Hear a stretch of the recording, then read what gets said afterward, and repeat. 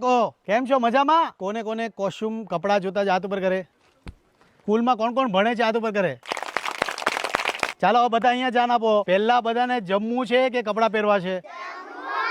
ભાઈ બધાને પહેલા જમવું છે. મેં કીધું આપણે તમને સ્કૂલ બેગ આપું, કપડાં આપું, તમને ચપ્પલ આપું, જમવાનું છે. તો પહેલા તમારે જમવાનું છે કે પછી તમારે આ બધી વસ્તુ જોતી છે? એટલે બધા લોકો એક સાથે કીધું જમવું છે. ભાઈ જમવું છે કે કપડાં જોઈએ કે સ્કૂલ બેગ જોઈએ? બધાને જમવું છે.